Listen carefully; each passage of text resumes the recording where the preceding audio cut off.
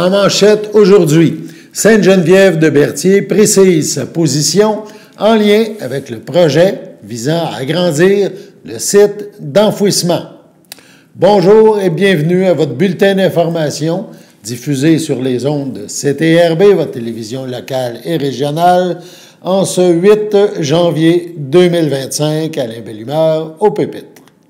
La municipalité de Sainte-Geneviève de Berthier a précisé lors de la séance mensuelle des élus, tenue ce mardi 7 janvier, donc hier, sa position relativement à l'orientation préliminaire de la CPTAQ, la Commission de protection du territoire agricole du Québec, et ce, dans le dossier rattaché au projet visant à agrandir le site d'enfouissement à Saint-Thomas.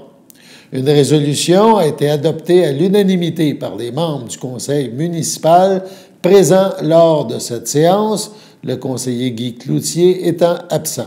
On écoute les explications du maire Robert Pufal.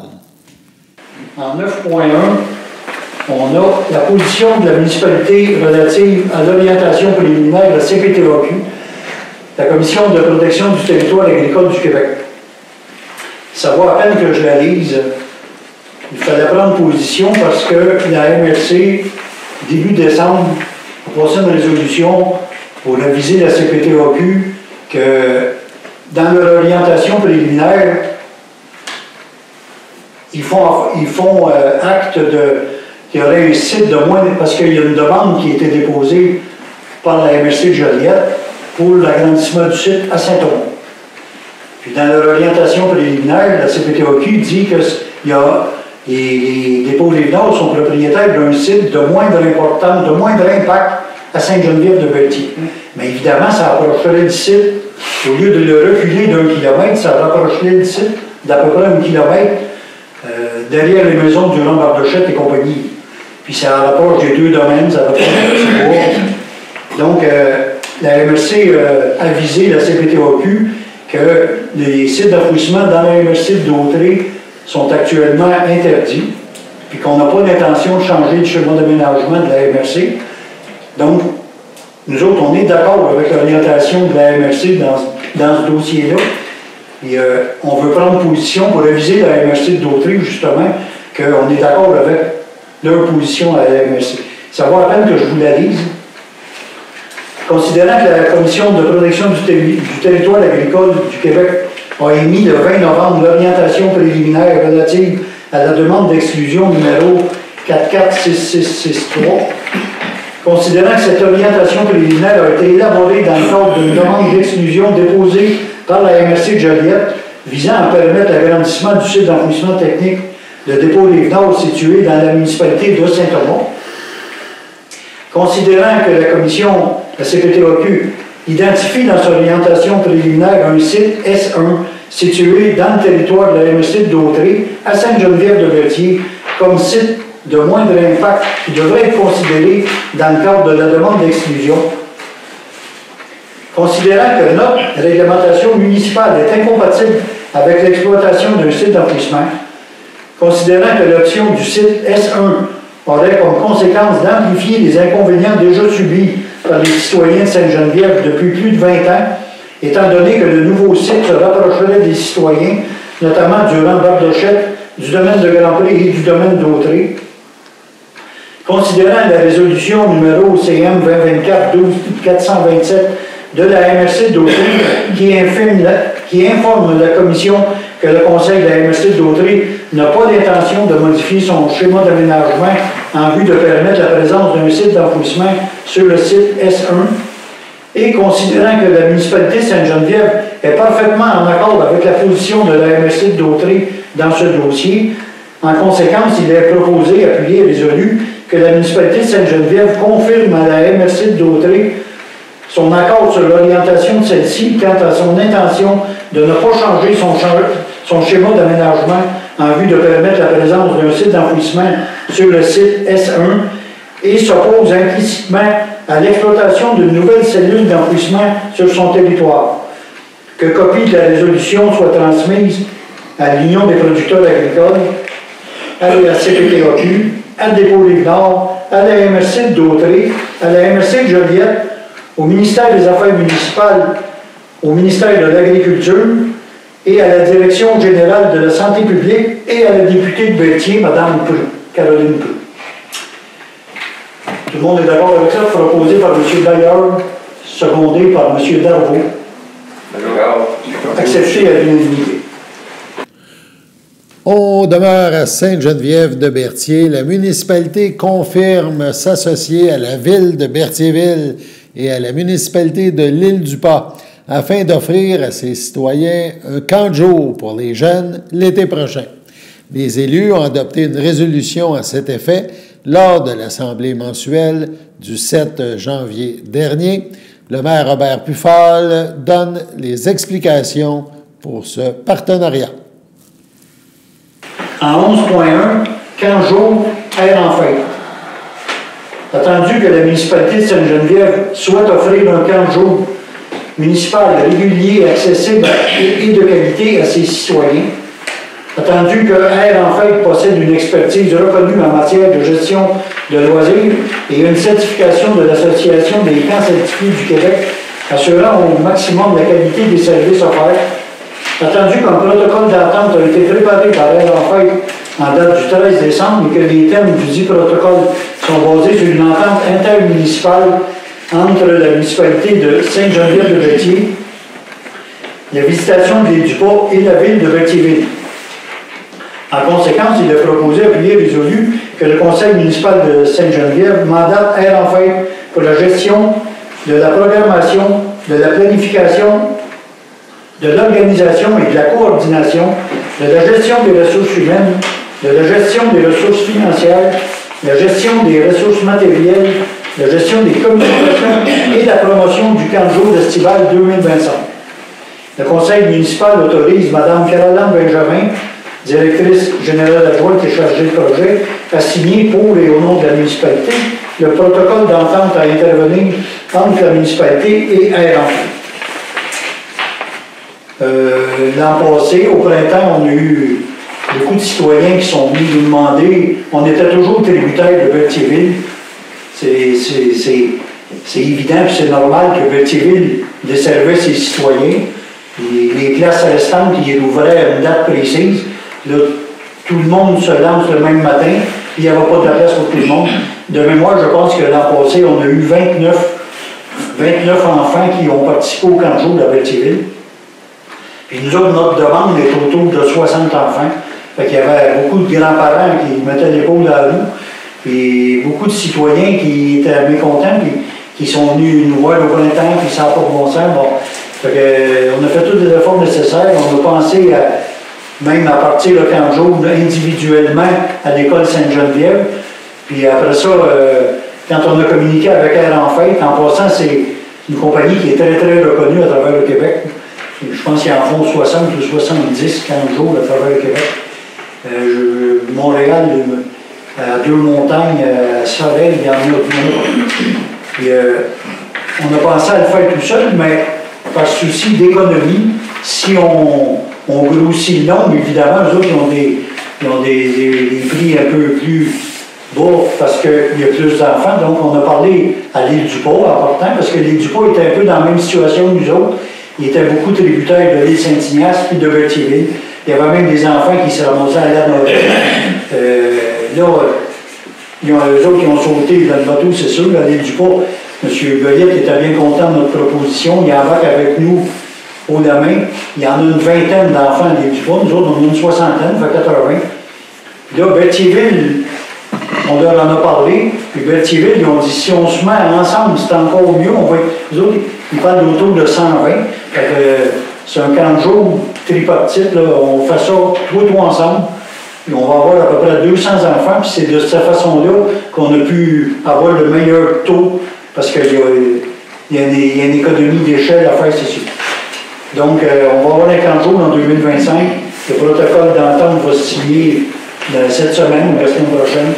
Ils vont déjà commencer à communiquer avec les enfants qui vont à Polyvalente pour avoir des moniteurs au cours des études. C'est un peu pour ça qu'on nous presse de faire ça en janvier. parce qu'il commence déjà, j'ai pas parler avec les jeunes pour venir comme moniteur au camp de jour 2025. Un proposeur en secondaire, M. Souguerre, avec M. Daré. Tout le monde est d'accord, accepté à l'unanimité.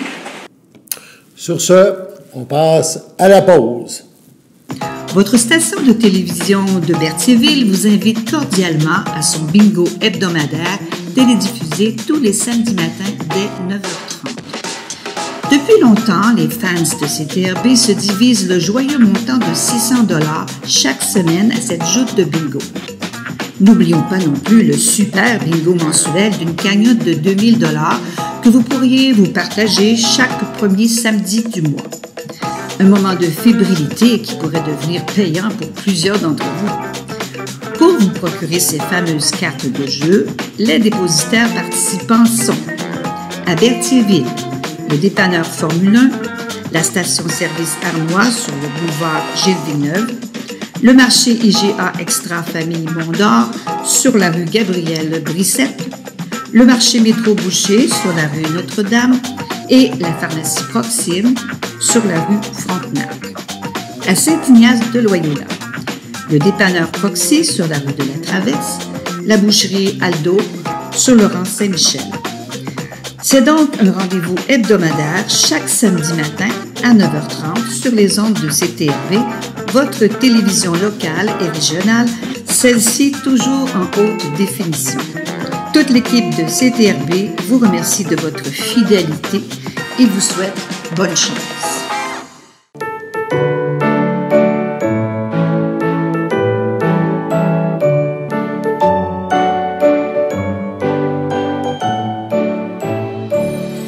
En ce 8 janvier, le grand livre des anniversaires de CTRB compte une page vide, mais peut-être est-ce votre anniversaire, vous qui nous regardez à la télévision. Si c'est le cas, toute l'équipe de CTRB se joint à moi et vous souhaite un heureux anniversaire.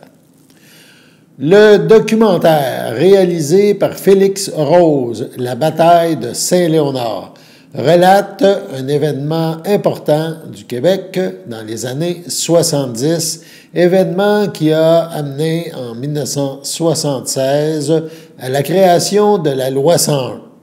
Ce documentaire, qui a été acclamé par la critique, sera présenté à TVA ce vendredi à compter de 22h30. CTRB a rencontré le réalisateur, M. Rose. Nous vous présentons la première partie de l'entrevue qu'il nous a accordée. Je suis en compagnie de M. Félix Rose, qui est documentaliste, on peut vous présenter de cette façon-là, réalisateur et d'un film, justement, un documentaire très intéressant, La bataille de Saint-Léonard, et c'est pas une bataille comme les plaines d'Abraham. Pouvez-vous nous parler un petit peu de la prémisse de ce documentaire-là? Mais Saint-Léonard, là, avant, il n'y avait rien, OK? C'est sur l'île de Montréal, mais c'était des terres agricoles. Puis, à la fin des années, après la Deuxième Guerre mondiale, il y a eu une vague massive d'Italiens et un entrepreneur italien qui s'appelle Mario Baroni, qui a construit en grande partie la ville de Saint-Léonard avec des duplex. Ouais. Et lui, qu'est-ce qu'il a fait? C'est amener des gens de sa communauté. Ce qui fait que ça a peut-être créé un choc culturel avec les francophones qui étaient déjà là. En quelques années, les Italiens sont devenus 40% de la population de Saint-Léonard. Et eux, quand ils sont arrivés au Québec, ils ont compris que, parce qu'ils sont aussi pauvres que les Canadiens français, même plus pauvres, que pour se sortir de leur classe sociale, il faut parler l'anglais. Oui. Parce que la langue était la langue d'ascenseur social. Et ils demandent des écoles bilingues, français et anglais, comme ils veulent apprendre le français, mais les deux. On leur accorde. Mais là, quelques années plus tard, les parents francophones réalisent que leurs enfants, ils se font angliciser parce que forcément, l'anglais finit par l'apporter sur le français. Puis là, tu as un parent qui s'appelle Raymond Lemieux, qui allume, qui dit « ça n'a pas de bon sens ». Donc, il devient président d'un mouvement pour abolir les classes bilingues et que Saint-Léonard soit unilingue. Donc, il y a une élection scolaire et il gagne. Mais Okay. c'est sûr que les Italiens, eux, ils prennent mal, là, ils voient comme on veut leur enlever des droits. Donc de là, s'engage une bagarre qui commence de façon gentille, mais qui dégénère puis qui devient très violent. Là. Le Québec devient à feu et à sang. Ça devient plus juste Saint-Léonard et tout le Québec. qui amène ultimement à la loi 101. Mais là, quand vous me parlez de ces personnages-là, ils ont vraiment existé, là. C'est pas des noms fictifs, c'est vraiment le nom des Non, c'est un documentaire, donc c'est vraiment, deux personnages historiques qui ont existé. Mais étant donné que la crise a été un peu évacuée de la mémoire collective, oui, possiblement à cause de la crise d'octobre qui arrive peu de temps après, c'est sûr que c'est des personnages qu'on a oubliés, que moi je remets de l'avant. Et c'était quoi votre motivation? Parce que vous avez entendu parler, votre 7 ans de recherche, c'était à l'origine ça, parler de la loi 101 ou c'était quoi exactement ce but-là? Parce que je vous avoue honnêtement, tu sais, avec mon âge, là, cette façon de parler, tu sais, j'ai pas entendu beaucoup parler de ça. On a entendu parler de la loi 101, des batailles qu'il y a eu beaucoup puis qu'il y a encore beaucoup avec la loi 101 présentement sur l'anglicisation de beaucoup de choses et bon, tu sais, là, mais ça l'a amené aussi, je pense, le fait que quelqu'un ses parents ont étudié en anglais a le droit d'aller étudier en anglais, mais il y a eu des restrictions là, par rapport à ça. Là. Oui, utilement, parce qu'il y a eu beaucoup d'étapes, là, comme je l'ai dit. Le gouvernement à l'époque avait dit un peu que la communauté italienne avait raison, puis il avait fait, c'est l'Union nationale, Jean-Jacques Bertin, il avait fait une loi, la loi 63, qui faisait que tout le monde pouvait décider la langue d'enseignement. Ouais. Puis là, les francophones étaient fâchés de ça. Puis là, il y a eu des émeutes, il y a eu des grosses contestations. Le gouvernement, il a perdu ses élections à cause de ça. Et les gouvernements après de Bourassa et Lévesque ont voulu régler la question linguistique. Et c'est sûr que quand Lévesque arrive à la loi 101, avec la loi 101 qui fait que le français, c'est la langue du travail, la langue d'enseignement, il corrige le problème qui perdure depuis 10 ans. Mais moi, qu'est-ce que je voulais faire? C'est que la loi 101, on la connaît, on entend souvent parler, est encore dans l'espace public, il y a toujours des débats autour d'elle, mais peu de personnes savent d'où ça part. C'est quoi l'origine? Ouais, c'est ça, oui. Puis pour ça, il fallait revenir à Saint-Léonard, puis ces histoires, je voulais raconter. C'est ça. Donc, c'est 7 ans de travail, beaucoup de découvertes, beaucoup de choses, je te dirais, de surprises quand tu as fait tes recherches, ou ça correspondait aux histoires que tu avais entendues, aux informations que tu avais comme prémisse? Mais comme je dis, je partais de pas grand-chose, vu qu'il n'y a pas grand-chose qui avait été fait de Saint-Léonard. Donc, je me suis plongé dans les archives, dans les quelques documents, les quelques livres qui existaient sur l'événement. Et ça a été comme immersif. Là. Je connaissais à peu près rien. Puis le 7 ans, entre autres, c'est pour trouver les images, pour raconter. Moi, je veux pas que ce soit juste des personnes qui parlent. Je veux qu'on revive les événements. Là. Ouais. Puis moi, j'accorde beaucoup d'importance aux archives dans mes films. Donc, et Québec, on a des problèmes avec l'accessibilité des archives et tout ça. Donc, moi, ça a été juste de les trouver, de les restaurer. Ça m'a pris 7 ans, tu sais. Mais je trouvais que c'était important de prendre le temps parce que c'est une histoire complexe. C'est une histoire qui est très difficile, qui était difficile pour ceux qui l'ont vécu. La communauté italienne a été très ébranlée par ça. Ça a pris des années avant que les ponts se reconstruisent avec les francophones. Donc, je voulais prendre le temps de bien faire les choses. OK. Est-ce que tu es content du résultat? Que c'est on pourrait dire premièrement le bébé que tu as accouché. Tu sais, dans le fond, c'est une gestation qui était longue. Donc, le documentaire, quand tu as fini par dire, bon, le montage est fait, c'est comme ça, je le présente, tu sentais un devoir accompli. Comment tu te sentais à la fin de toute cette pas problématique, mais toute cette présentation-là, là, tout le travail accompli jusqu'au final, le soir de la première. Là.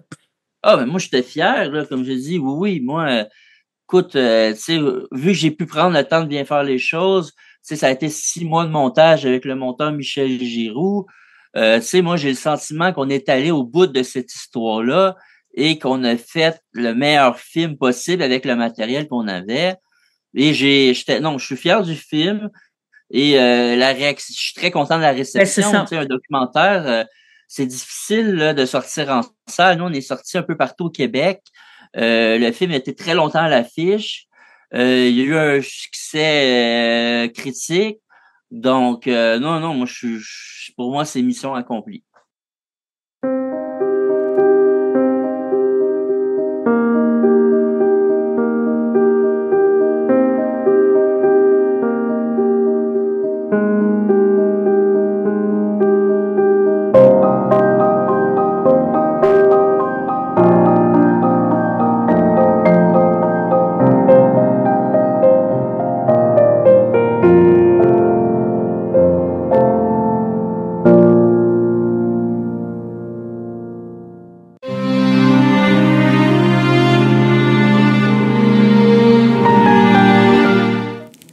Au CHDL de Saint-Charles-Borromée, le 18 décembre dernier, à 80 ans, est décédé M. Léon Beauchemin Jr., époux de feu Claire Asselin, demeurant à Berthierville. Il laisse dans le deuil ses enfants Annie Beauchemin et David Beauchemin, Pascal Barbuzy, son petit-fils William, sa sœur Anne-Marie Beauchemin, Jean Farly, ses beaux-frères et belles-sœurs René Asselin, Francine Grégoire, Colette Laporte, feu Réal Asselin, Raymond Brissette, feu Carmen Asselin, ainsi que plusieurs neveux, nièces, autres parents et amis. M. Beauchemin ne sera pas exposé. Une cérémonie aura lieu en toute intimité. Les cendres de M. Beauchemin seront inhumées au cimetière de Berthierville à une date ultérieure.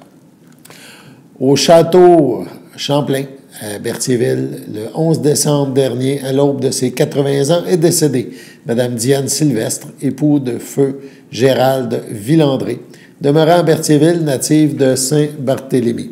L'ayant précédé son frère Jean-Bernard Sylvestre, elle laisse dans le deuil ses enfants. Michel Villandré, Eliane Thibault, Nathalie Villandré, Patrick Villandré, José Mercier. Ses petits-enfants, Axel, Roxane, Anthony, Jérémy, Nathan, Vincent et Camille. Ses arrière-petits-enfants, sa sœur Francine Sylvestre, feu Marcel-Yves Carpentier, ainsi que plusieurs neveux, nièces, autres parents et amis. La famille vous accueillera samedi 11 janvier, 13h, à la chapelle du complexe funéraire Thériault, 741 Notre-Dame à Berthierville. Suivra un hommage à 14h30. Les cendres de Mme Sylvestre Villandré seront inhumées au cimetière de Saint-Barthélemy à une date ultérieure. Au CHDL de Saint-Charles-Borromée, le 16 décembre, à 90 ans, est décédé M. Gérald Massé, époux de Huguette Lefebvre, demeurant à Berthierville. Il laisse dans le deuil, outre son épouse, ses fils Pierre Massé et Guy Massé, ses deux petites filles, Catherine et Erika, Gabriel Gilbert, ses frères, ses sœurs, ses beaux-frères et belles-sœurs, Armande Massé, feu Jacques de Grandpré, Maurice Massé, Marie-Paul Rochette, Berthe Massé, Suzanne Lefebvre, feu Régent Rochelot, Denis Lefebvre, Cécile Durand, Thérèse Lefebvre, Pierre Rochelot, Jacques Lefebvre, Gilles Lefebvre, Ginette Giroir, Lise Lefebvre, Maurice Rochelot, Marie-Paul Lefebvre, feu Jacques Rochelot, ainsi que plusieurs neveux, nièces, autres parents et amis. La famille vous accueillera dimanche 12 janvier dès midi au complexe funéraire Thériault, 741 rue Notre-Dame à Berthierville. Suivra une liturgie à la chapelle du complexe à 14h30. M. Massé sera inhumé au cimetière de Berthierville, une date ultérieure. C'est le cœur rempli d'émotion qu'on partage le départ de Lise Courchaine, fille de feu Arthur Courchaine et de feu Gilberte Cardin.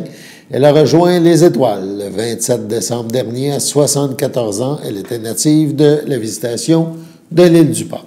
Son sourire pétillant, sa générosité sans limite, son amour inconditionnel pour sa famille resteront gravés à jamais dans nos mémoires.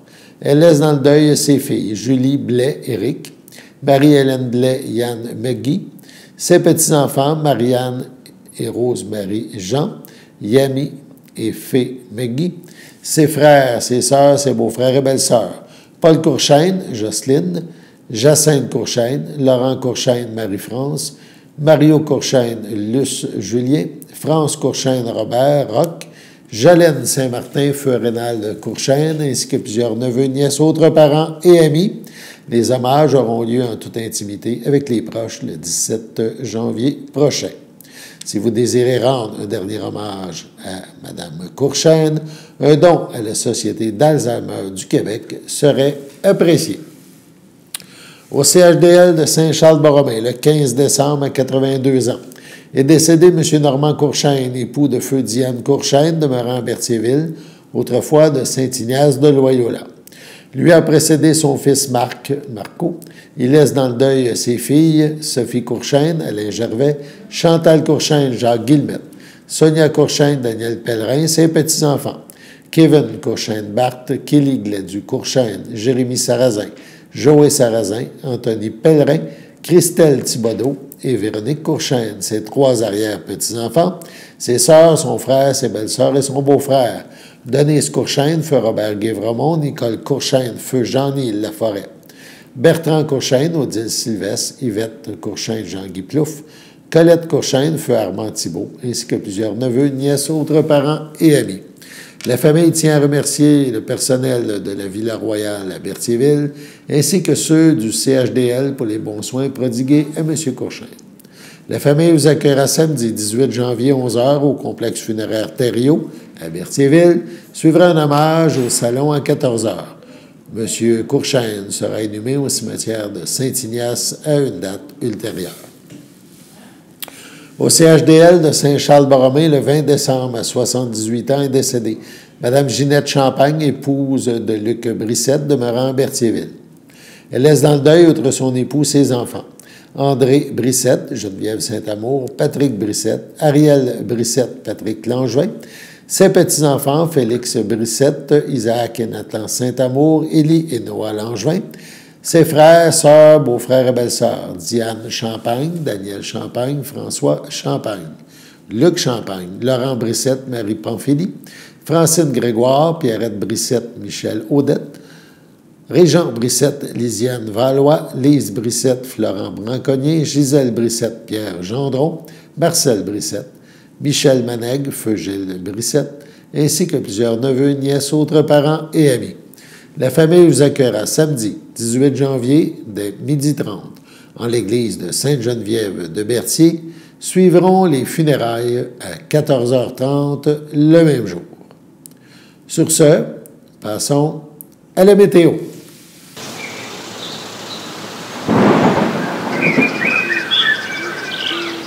Bienvenue à votre météo de cette semaine. Aujourd'hui, mercredi soir, ce sera quelques flocons, une température de -9, un temps ressenti de -17, environ 1 cm de neige.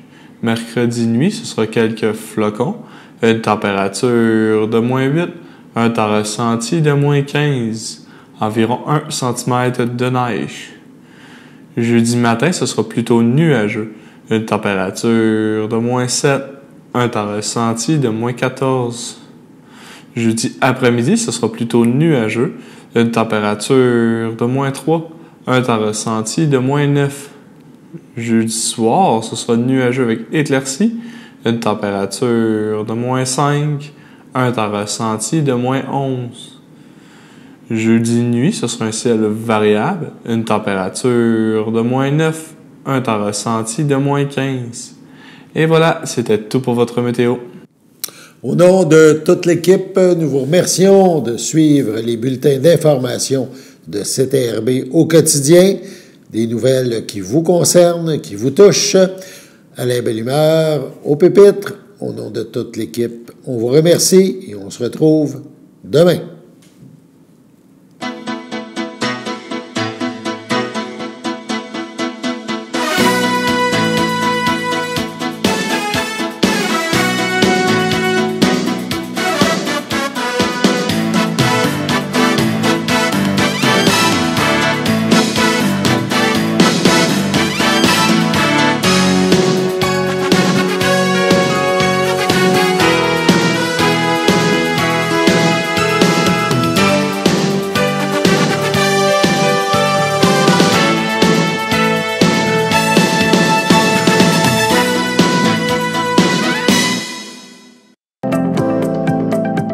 Les télévisions communautaires autonomes du Québec, ce sont les télévisions les plus importantes parce qu'elles sont proches de la communauté. On veut encourager des gens qui parlent de ce qui nous intéresse, mais aussi qui participent au développement local. Mais c'est fini le temps là, où on allait lire une affaire qui a été écrite avant hier au bout du monde. Non! Tu veux savoir ce qui se passe chez vous? Bien, ma télé préférée, c'est la télé autonome communautaire. C'est ici que ça se passe.